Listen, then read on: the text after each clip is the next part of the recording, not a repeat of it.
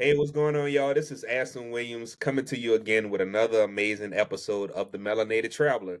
And first and foremost, you already know the message here is to inspire the diaspora to travel the world and also other people that support the cause, right?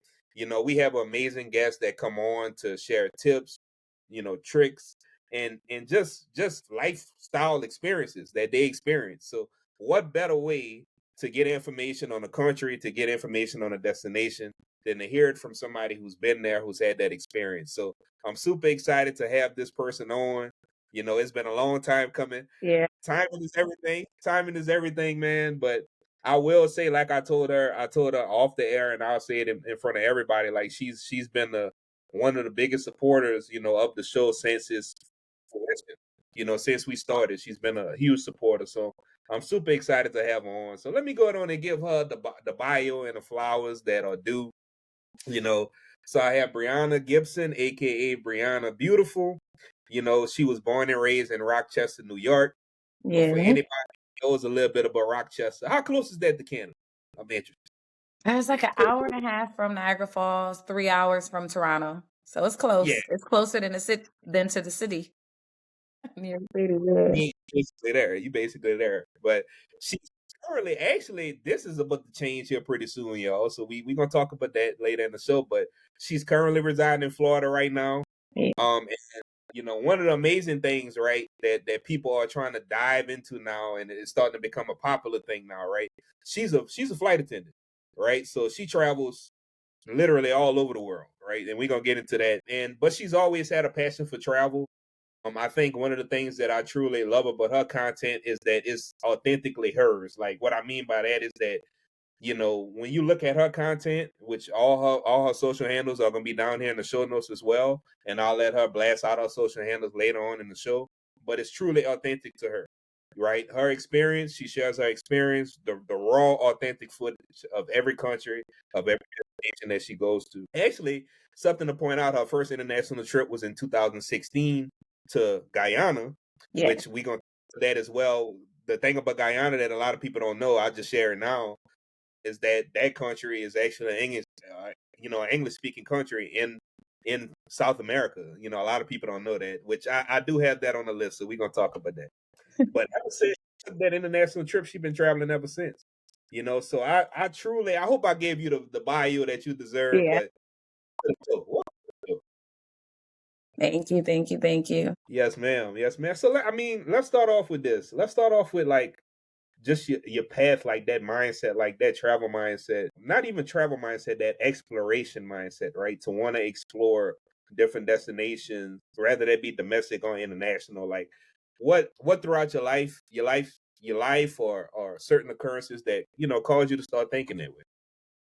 I mean, I've always wanted to travel. I didn't travel a lot when I was younger, but my mom did take us some places. Like we went to Myrtle Beach, we would go to New York City. She took us on a cruise, on a smaller scale. And then when I got to a certain age, I wanted to travel when I was still in Rochester, but I could not find people that wanted to travel.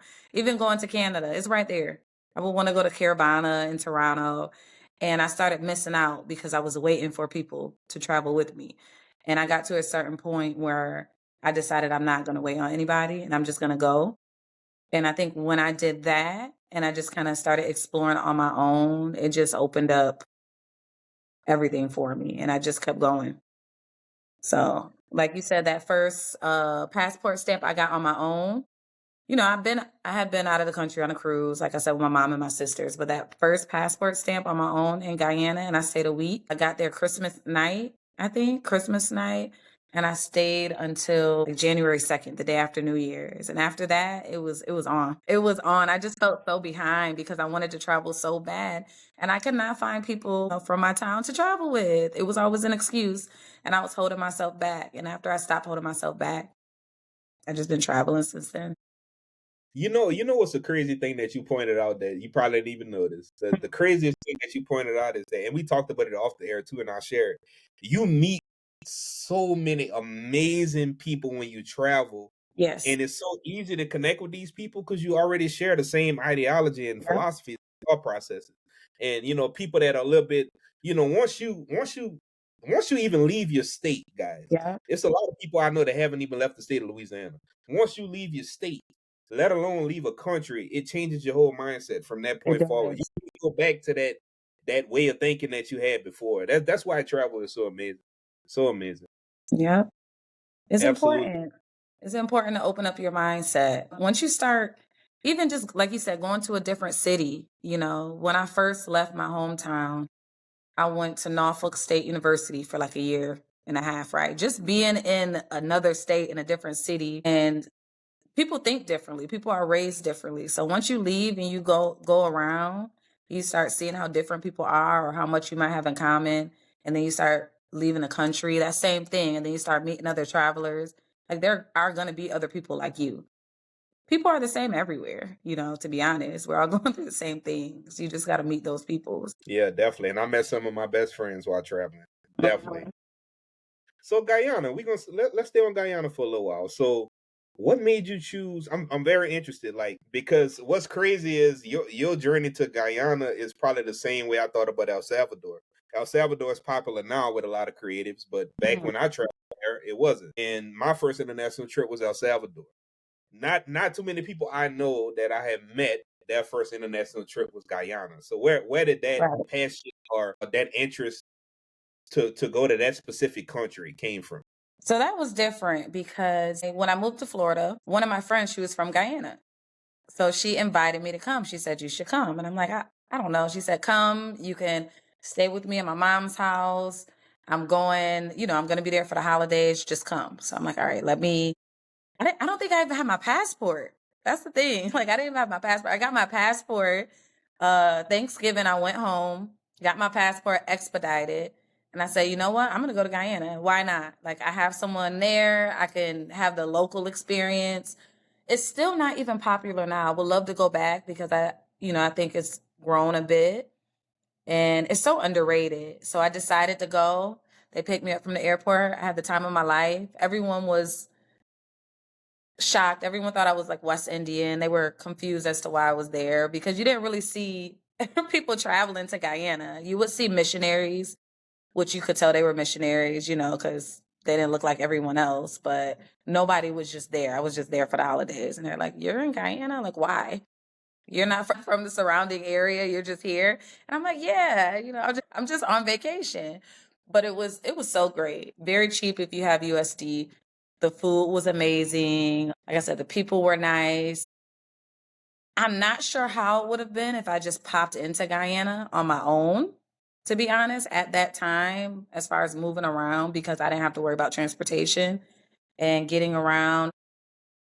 They didn't have a lot of hotel options at the time, and I don't think they had Airbnb options yet. They do now. So I think there's like more things now. They have Summer Carnival now and they have other things going on. But after Guyana, that's kind of what pushed me to travel more. Once I had that experience, it just felt like home. It's the Caribbean. So I just felt comfortable there. Like I felt like I was supposed to be there. And it's in South America. They do consider themselves Caribbean. When you meet Guyanese people, they're going to be Guyanese people that either look more Indian, they're like more Hindi, because I have a friend that's more like Hindi Guyanese, or they're going to be like me and they're going to be more Caribbean Guyanese. It's like a kind of two parts with Guyanese people. But yeah, it was a great time. Definitely still underrated now. It should be on everyone's list. You could communicate, everyone speaks English. So it's not hard. You don't need a visa, anything like that. Really, you don't need a visa for Guyana. Mm-mm. Wow, Nope. wow, No y'all visa. heard it? Wow, no visa. Mm-hmm. Because as soon as I touched down, El Salvador was like, "Let me get them $12 out you, my boy. You can't come. So You can't come in." Look, it was like at that time I didn't speak Spanish, so there was like Dulce. I was like, "What? $12. I'm like, okay, here they right. stamp. You know, shout out to El Salvador, man. Shout out to El Salvador. So I'm very interested. I'm very interested in like your path and your journey into your career is something that obviously COVID-19 kind of changed the dynamic of, in my opinion, the world, and traveling became sexier. International travel became sexier, Yeah. and your career path, right, being a flight attendant, became more, in my opinion, in demand during that time. Everybody now is trying to do what you do, But I want to ask you kind of your path to wanting to get into that career, and then there's a few myths I want to break as well about what people think flight attendants, are or supposed to Uh, do, and they just think you just there serving drinks and that's it. A lot of yeah. people don't know what to do, and that's crazy. So we're gonna dive into that. So how did you decide to choose that path? I don't have a super exciting answer for that, to be honest. It was random.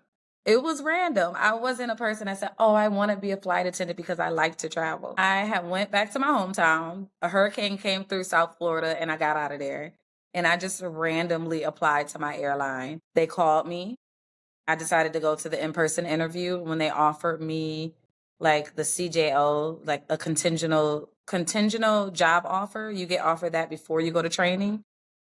I had to sit down and think, okay, I'm gonna take a pay cut. This is gonna be different, but should I try it? And I tried it. It's been 6.5 years and I'm still a flight attendant. It was random. Everyone, when I told everyone, they said, "Oh, this is for you. You love to travel." But at the time, the way I thought, I was like, "Well, I don't want to have to travel for work." Like it didn't, I don't know. For me, I'm like, I want to travel just for leisure. Like I don't want to have to travel for work. I might not like it. So I wasn't one of those people who wanted to be a flight attendant because I like to travel. I was already traveling, not the same as I do now because I have flight benefits. I have more time. I have more flexibility. But I was doing, weekend trips, extended trips from South Florida to Mexico or the Caribbean and all these places. But that's kind of how I became a flight attendant. For me, it really was just random. It wasn't like a dream of mine to become a flight attendant. Now I love it. It's flexible. I love the benefits. I love the benefits. I love not having to stand in security at the airports, especially in the US. You beat me to it. Look, I just came back from New Orleans, and man, the flight attendants was like, "Yeah, yeah, buddy, let Me. me go. Answers line, buddy. We late to our gate, my buddy. Yeah, my boy. Yep. You know, Hollis just like wing. Let me through. Yeah. Shout out to the flight attendants, but Yeah. when I say this, and you're gonna know why I'm saying this because I already alluded to it already. Flight attendants, all y'all do is just just serve the people, just give them drinks and snacks. That's all y'all do.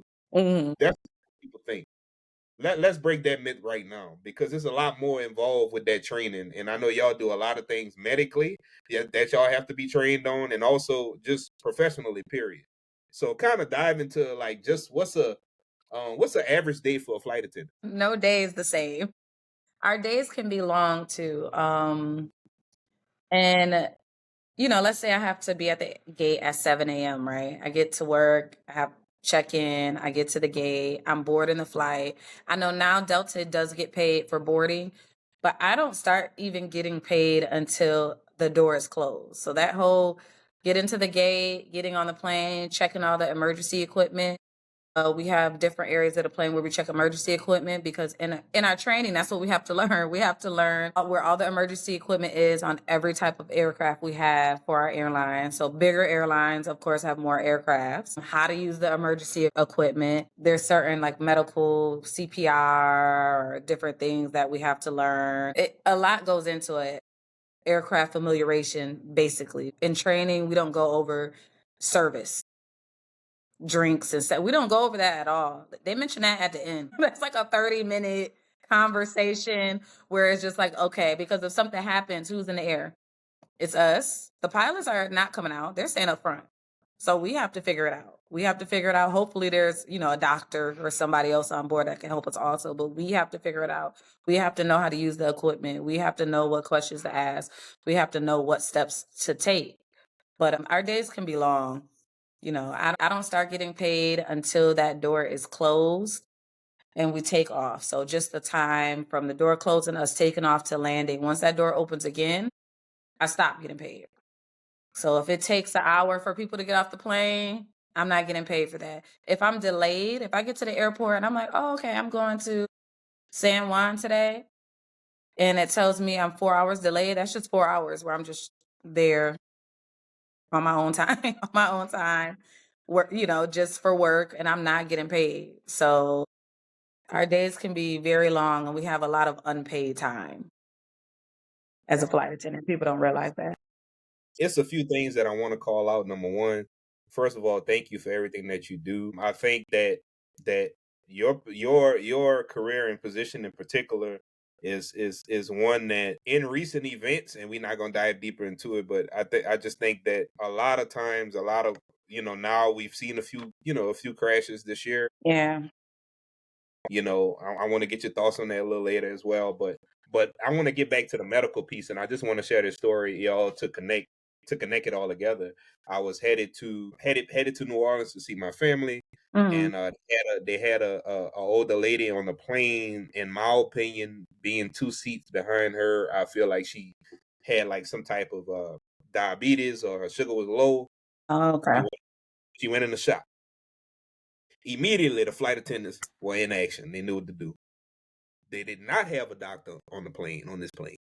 They took care of that woman until she landed. By the time she landed, she was stable, and that's when the emergency services came in. So I just want to share that story as well. So, of course, they're gonna try to look for a doctor, but they are trained to handle certain situations like Yeah. that. So I want to commend, that Southwest crew on flight 2446 to New Orleans, man. Shout out to y'all. Shout out to y'all. So I Mhm. just want to, but also I wanted to bring up the fact that um again, people think it's just snacks and whatever.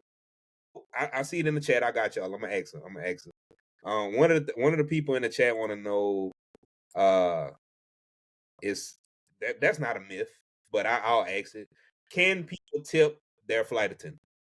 Can they what?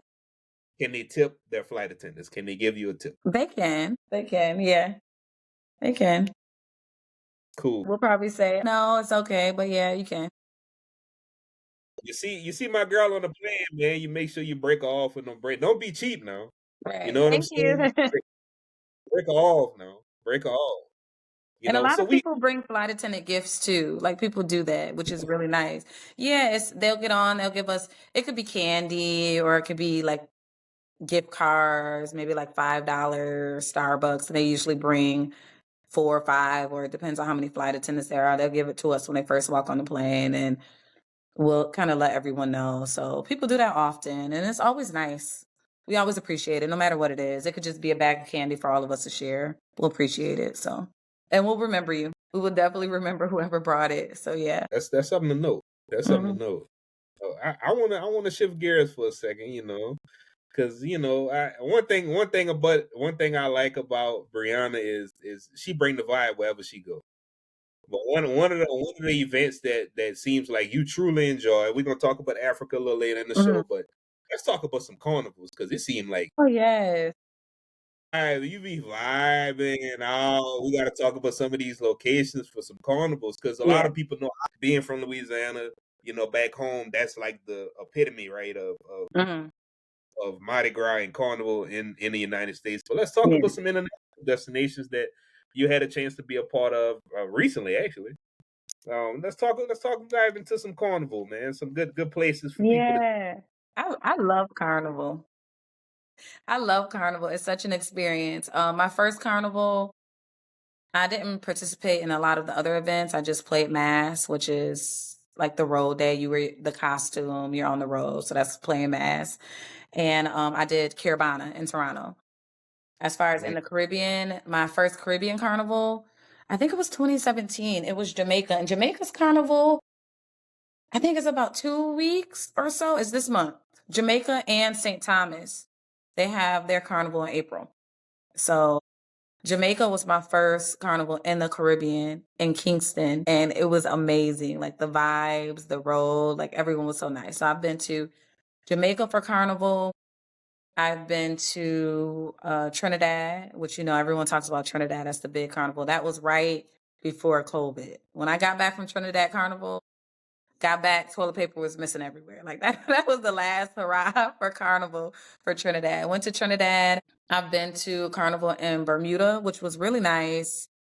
That was a great experience on the road. I feel like everyone was so friendly and everyone was there to have a good time. I really enjoyed Bermuda. I've been to Tobago. So, Trinidad and Tobago, but Tobago started their own carnival, and in October, it will be their fourth one. And I feel like that's a good alternative because Miami Carnival is in October too, but Tobago is still relatively cheap because it is new. So cheap meaning those costumes, our women's costumes, they cost a lot. Like I would say the cheapest you will get, which I consider cheap, is maybe 500, 600. But people are paying 6, 7, 8, 900 plus. And then if they Come on. want backpacks for these costumes, Shit, I'm in the wrong business. and then the parties, the fetes, a lot of them in Tobago they're still cheap, but those parties you see everyone at 100, 150, I mean 75 will be cheap.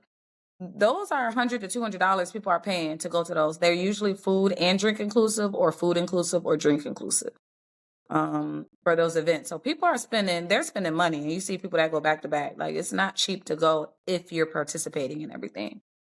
But I love it. I feel like everyone should experience it, especially if you appreciate the culture and everything that it means. But there's so many. You don't just have to go to Trinidad or just go to this. Like the main every I would say every Caribbean country has their own carnival and different dates. So there's so many different options for people.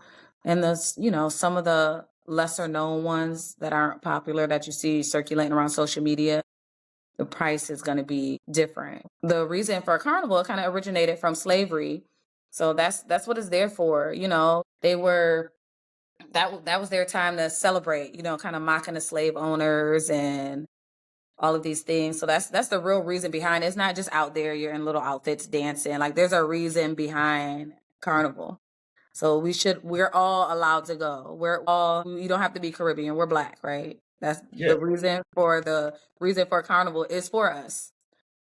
So that shit, anybody can that participate. shit got dropped off everywhere, Yeah, exactly. all along the coast in the Caribbean and Yeah, exactly. everywhere. Everywhere. Exactly. I'm interested. You brought up something that a lot of maybe a lot of people don't know this, so I want to kind of get your feedback on this. Mhm. How the hell do you find vendors or companies that specialize in the costume? So, well, everything's online now. So, like, I'm pretty sure I'm going to Crop Over in August, right? Which is in Barbados. But if you're going to a carnival, let's say you're going to Trinidad, you can just easily look up the Trinidad Mass Band. So, those are going to be the bands that have the costumes. So, the women's costumes and then the men's, sets like shorts and tops. And you just find the names, you'll find their websites or Instagram. Its majority is going to be on Instagram. So you go on Instagram, they have a certain day where they launch all their costumes, and each band, they have different sections. So if you had a band, Melanated Travel was a band for Carnival, right? And you might have different sections. Maybe you named one of them Colombia, one of them El Salvador, one of them this. And within the sections, like the costumes are going to look different, and then you pick which one you want. And then you look at the other band. You look at the other band and you kind of just choose a band, you choose a costume, and you register with them and you pay. But you don't get your costume, your items until you're there. So it's not like you're making it on your own. Like these are people that have already like designed these for the am I explaining them right? Yeah, that have already designed it. Yeah, because it can be confusing, even with my first one, but it can be confusing if you've never gone to carnival or you haven't looked into it. Because then you're like, well, how do I even get on the road with everyone? What am I supposed to wear? Who makes it for me? But no, there are bands, there are people designing, there are designers for these different bands, and you choose a band. If you're like, okay, I love this costume in Breana's band that she has, they're big name bands usually. They're usually the same bands each year. There might be new ones. But I was in Lost Tribe for Trinidad. It was their costumes are a little different. Like they want it to be kind of more how it was back in the day. So they're not like really the small like bikini costumes. They're more elaborate and more cultural. And that was the band that I went with for my first time in Trinidad, and more creative. So I went with Lost Tribe, and within that band, I decided to choose my section and pay for my costume. And then when you get there, they have different pickup dates. So you get there, you pick up your costume, you try it on, hope it fit, hope it fit well, because you ain't getting it till you get there. And they might try to help you. Hopefully, they have good customer service, and then you set. Damn. And that's that. Men's a little easier. It still costs some money because we pay Yeah, so man, I'm much for trying to ours. dress up too. Yeah, I'm trying to, Yeah, you have yeah, like don't usually worry a about tank top, nobody. shorts, but yeah. So it's not hard once you know. You just look up the bands. If you're thinking about going to a carnival, look up that carnival, look up the bands, and follow all of their Instagrams. And they'll have certain dates where they launch. So it might be 6 months before where they actually launch their designs, and that's when you start deciding, okay, what do I want? What do I want to pay for? Parties. They start launching those tickets, different carnivals. Some is harder to get into. Trinidad, tickets for stuff like sell out like that. Like it's like a Oh yeah, marathon. It's yeah, stressful. yeah. It's Shout stressful. out to Lex. Shout out to Lex, man. Shout out to my homie, man, in Trinidad, man. Shout out to him. He Yeah. been trying to keep me there for a minute, man. I gotta, it's so hard not to go back home for carnival, but I gotta get over there because it's Yeah. normally around the same time. Yeah. They have an event before Carnival too. That's more local. I think it's called Soca. It's in January in Trinidad. And that could be something you can try too. But Trinidad has good food too. They have good food over there. They have good food over there. Good oxtail. What's your favorite dish over there? I like the doubles over there. Get them on the street. I love doubles. Once I had it, I said, "Oh, I love these. Man, I I gotta get love over. these."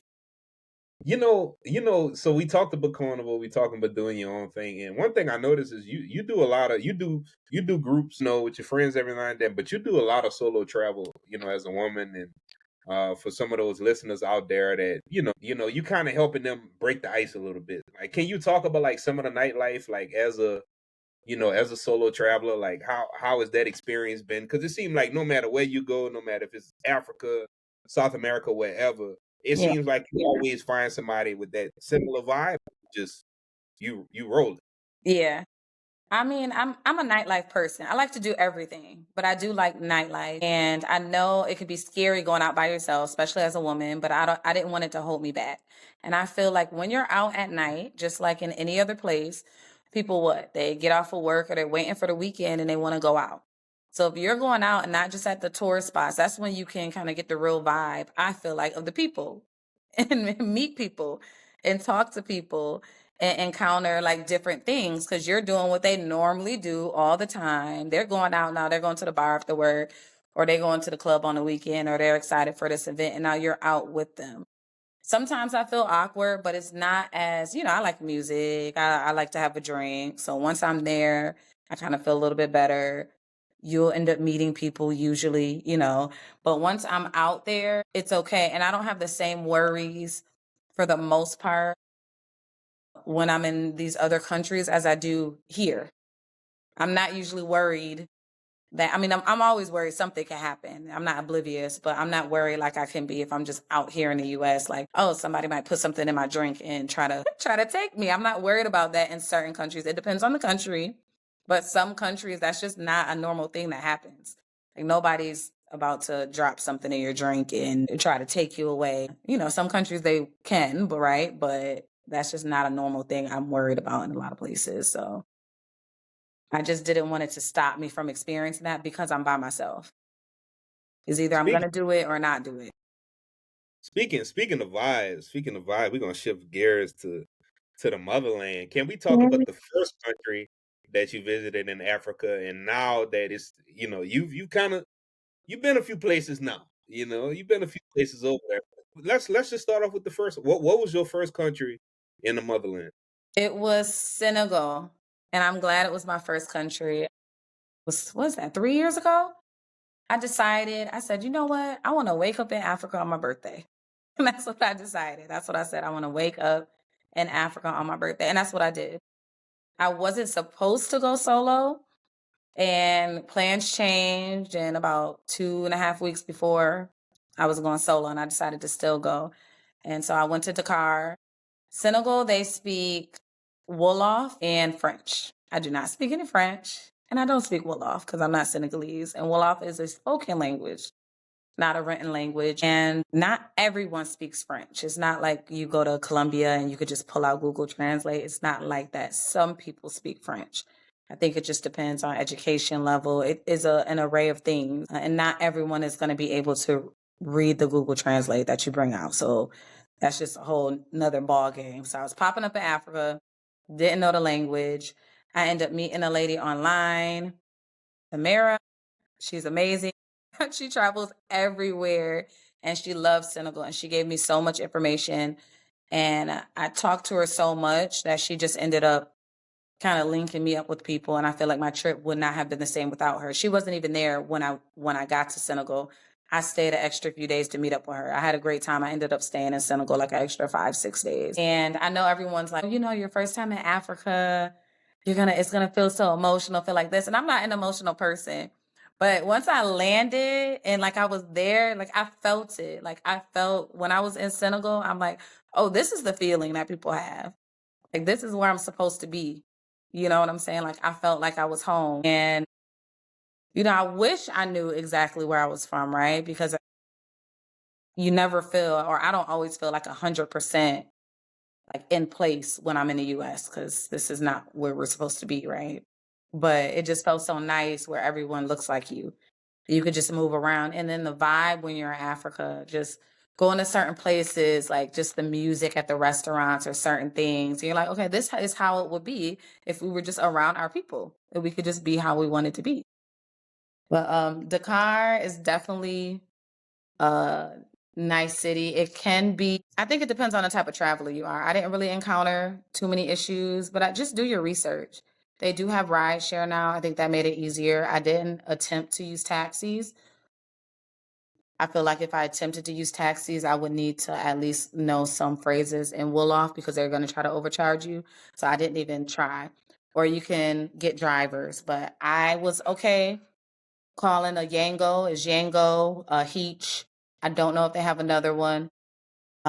Paying cash, stay in the main area. If you're paying attention and you're researching, you'll be fine. You'll be fine at the car. You won't have any issues. Yeah. I think what excites me about going to the motherland this year is the fact that to see people that look like me when I'm no longer the majority. I'm the Yes. minority. Yes. No, sorry, said that wrong, y'all. Correct me. You're the majority, not the minority. I Yes. am the majority now. Whenever Yes. I go to Africa, so like seeing my people on billboards, my people on money, Oh my like gosh. Yes. I get so excited. Even in the Caribbean. And they that with the surf. The car is a big surfing place.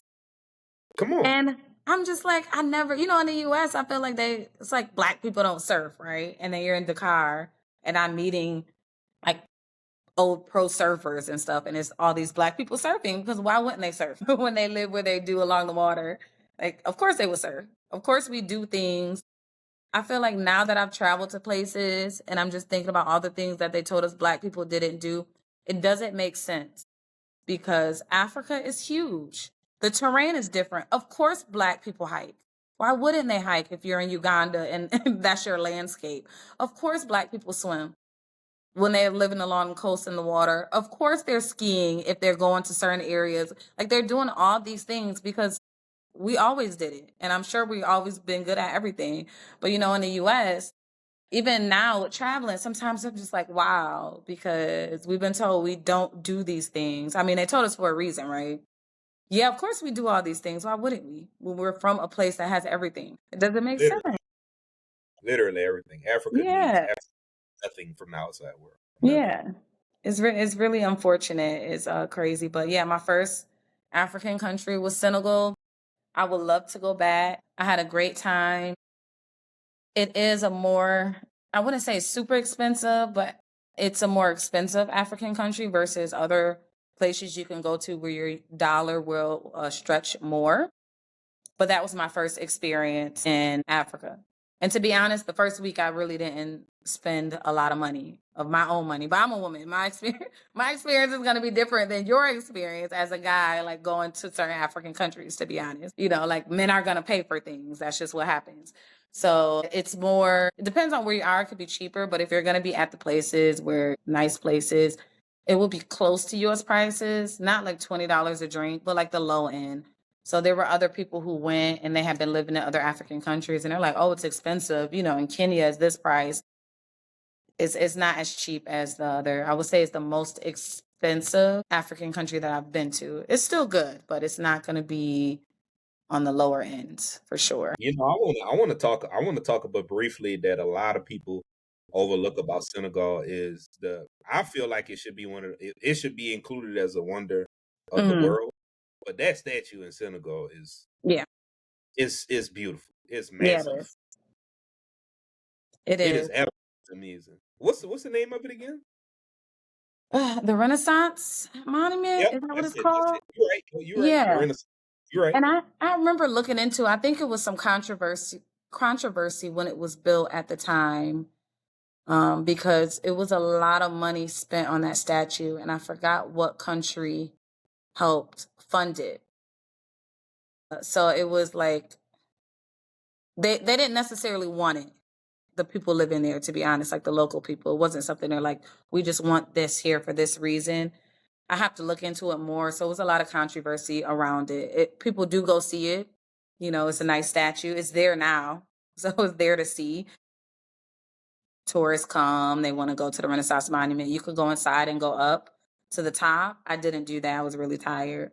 But it was a lot of controversy around it because of how much money it cost to build it, that they could have been using that money for something else, right? And then they built that monument there, but Oh, it's that's there facts. now. What's the currency in Senegal? Oh, now you asked me, I forgot. CF, I think it's CFA. The something franc. Hold on, let me look it up. Because there's a few countries that have that same currency. The West African franc, CFA. Oh, the franc. Okay, gotcha. Yeah. And then they have one of the door of no returns. Yeah. Yeah, at Gorée I would be Island. booing. I swear I'd be booing.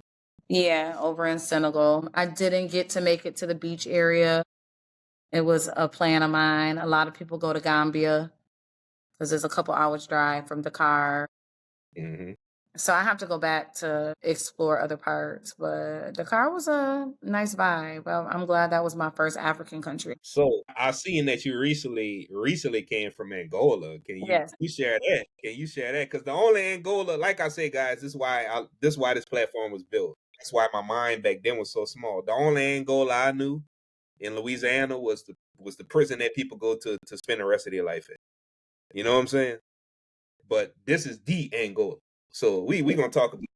So how was Angola? Like describe that experience. Angola's amazing. And when I go to Angola, because I've been twice now, I went in end of October, and then I went last minute in March. And when I went in March, that was just more celebrating. That was just party, party, party. But I have friends in Angola, so that's a different type of trip than when I just pop up in these countries and I'm maneuvering around. Some Hmm. of my first friends I met in South Florida were Angolan. And this is, I hadn't really been anywhere. So I'm meeting these people, they're saying they're African. They speak Portuguese, right? Because they were colonized by Portugal. And their like civil war ended early 2000s. So this isn't a popular place or a place that I feel like a lot of people are visiting. You'll get people still from Brazil visiting or Portugal, but Angola isn't a country you see anyone going to. And at the time, if they were looking it up back in the day, it was going to say it was dangerous, right? Because they had a war going on in the beginning of 2000 still. I think it ended in 2002. And everyone speaks Portuguese. My friends speak English, but they speak Portuguese. So you should try to learn. I need to learn. I don't have to worry about it because I'm with them. And I will say, Boy, I look the most like people in Angola. When I say I'm there and I'm looking just like everyone there, it's so crazy. So when they're like, "Oh, she speaks English," it's just kind of like I don't think so. You're one of us. Like I look just like, and it makes sense because I think Angola, you got Congo. I think it was all the kingdom of Congo. And I know a lot of people will say you're from like the Western Bantu or something. It makes sense that I look like them. But Angola's amazing. I was in Luanda in the main city. It's Southern Africa. Angola is Southern Africa. It's also along like the water and the coast. So I feel like it's so underrated. The water's beautiful. Even the bay, like when I went to the bay where all the boats are, and just that little quick snapshot, I'm like, this reminds me of like downtown Miami. Just going out in Luanda in the main city, a lot of nice restaurants, a lot of good nightlife, a lot of upscale spots. So far, everyone's been nice, but like I said, that's different because I'm with my friends, so they're driving me around. I'm not like worried about the language barrier. or they're bringing me to these different places. They have the islands that you can go to. I know one day, the first time I visited, we went to Masulo Island. That was an amazing day. So it was me and like other local, other Angolans, my friends. And it was just a great time to just be there all day and just hang out. And I'm just like, this is, it feels like home. No wonder I moved to Florida. Right? I'm moving to Florida because I want to be close to the water and the beach. This is probably where I came from. This is probably Fact. where I'm trying to get back to, It's gonna you lead know? me to the next point. I gotta get it in. By the way, I am not an affiliate of African ancestry, but African ancestry. If you are listening, I've always promoted you. You know what I'm saying? So listen, like I actually just got my results back from African ancestry. I did a the maternal side, and I hail from Nigeria, like the Fulani people. So I think you should check it out. I can I need send you, to. yeah, man, you need to check it out, and it's absolutely amazing. It makes you feel like you're a part of something. And I also want to give a quick shout out to the Black German traveler because she's from Angola as well. So shout out to her as well. But just to shift some, like, what's some things to do? I want to stay on that for a second, on that country, mainly because it's not highly touristic. So like, what's some things that people should check out? When they land, or some things that they should do. So I'm not gonna lie, I be partying a lot in Angola. And I do want to go back and explore different cities because they do have a lot of like nice nature, but you have to get outside of Luanda. Mhm. But if you're just landing, you're in Luanda, Angola, definitely go down by the bay. I forgot, I think it's Ilha de Luanda. I forgot, but like the bay area, like they have this long boardwalk. It just looks so beautiful there at night. And they have different restaurants along the bay. That's also where they have the big I Love Luanda sign, and they have the different museums. And I believe it's the fort there that you can see. I would definitely go to Masulo Island. I say that's a must. That's a must. I can't remember. I'm trying to remember the name of this area that I went to. We stopped there along the way to, there's a safari, but the safari is like a smaller scale safari. That was my first safari. I did go to the safari. It was maybe like a 2 hour drive. And you can stop at, I forgot what it's called, but the landscape is like so beautiful. Like it's the rocks are like orange and like they're like light brown and orange, and you can stop there and look. I think you can go to a different area and go deeper in. We stopped there along the way to the safari. I'm trying to find the name.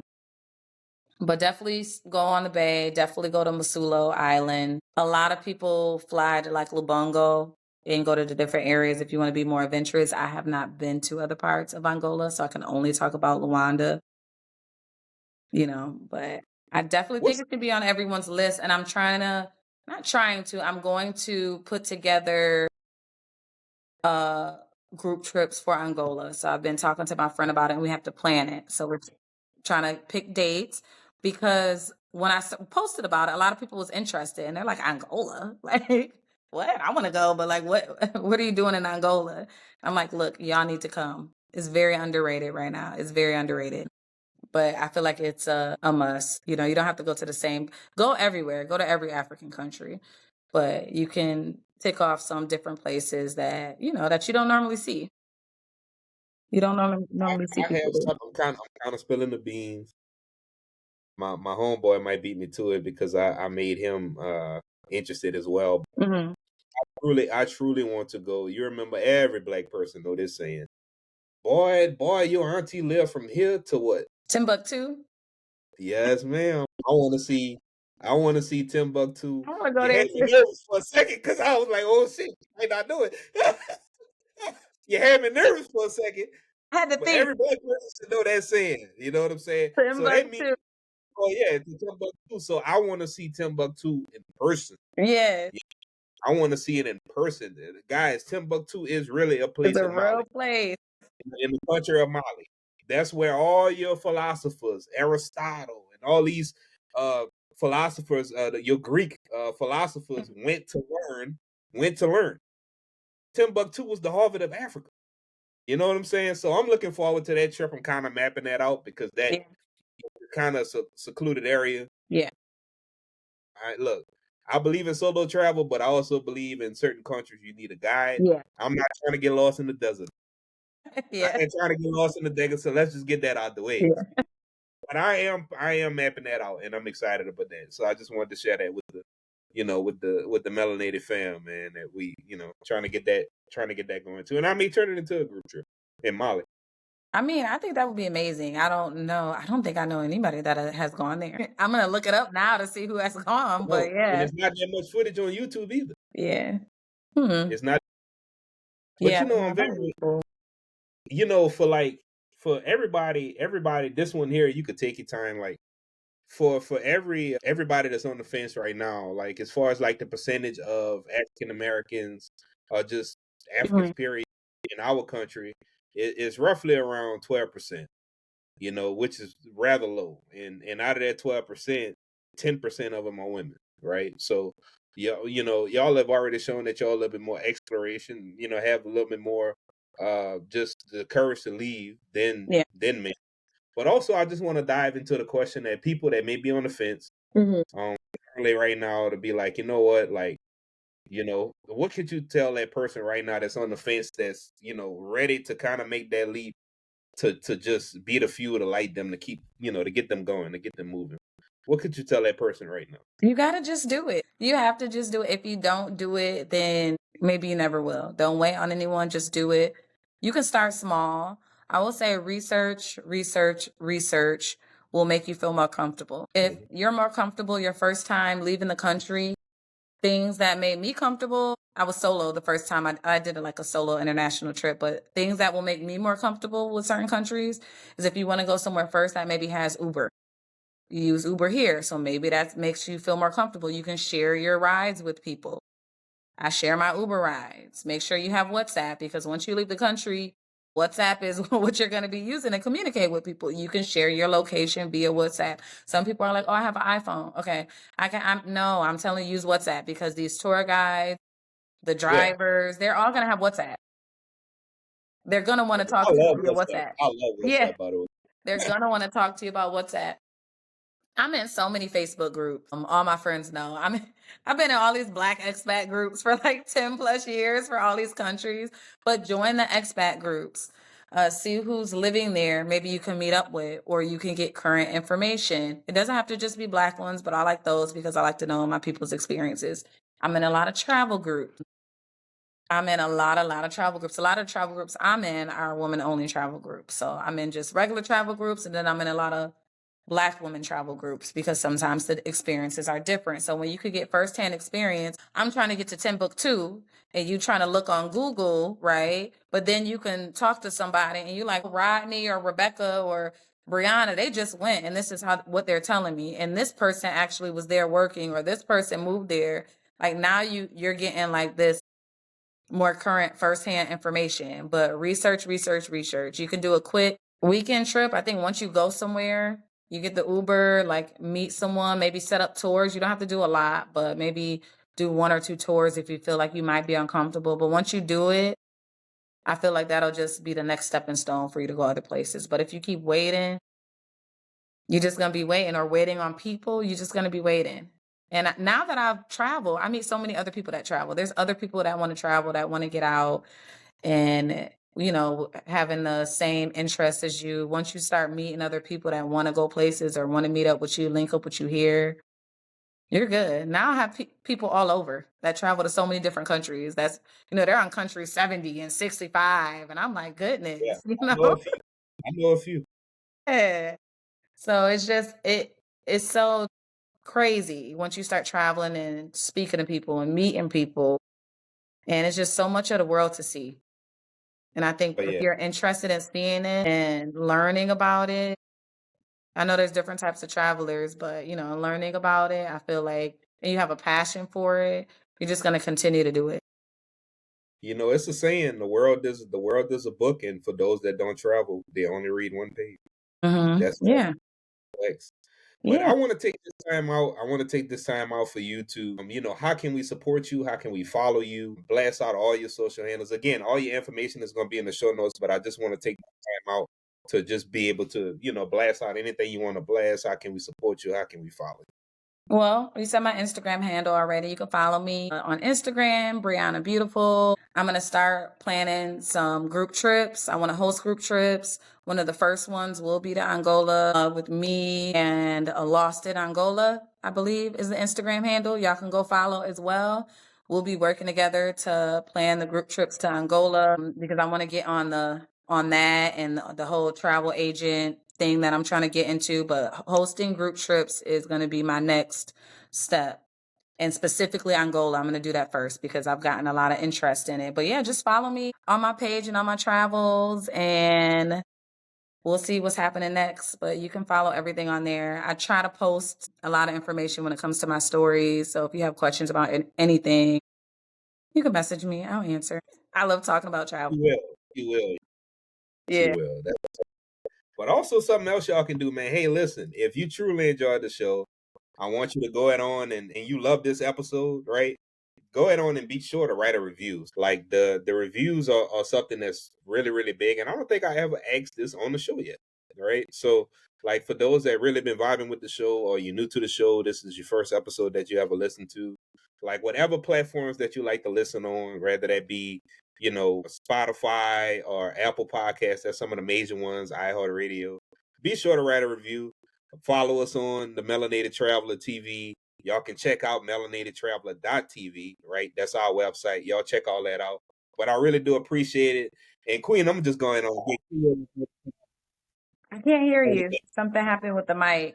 I can't hear. Yeah, that was the Okay. hand clap. I was like, what is that? Give you a little hand clap, man. But no, I appreciate you and look forward to vibing with you. I'm actually planning next okay. year. Okay. Yeah, you already know where it's gonna be. Yeah. Plan that out though. But I think it'll be fun for all us to vibe together. And I think you so. already know that, and also looking forward to supporting you in any way I can. So, but y'all know my motto. I'll see you at the top because the bottom is just too crowded. Peace, y'all. Have a good one. I either see you or I'll see you around the world. All right.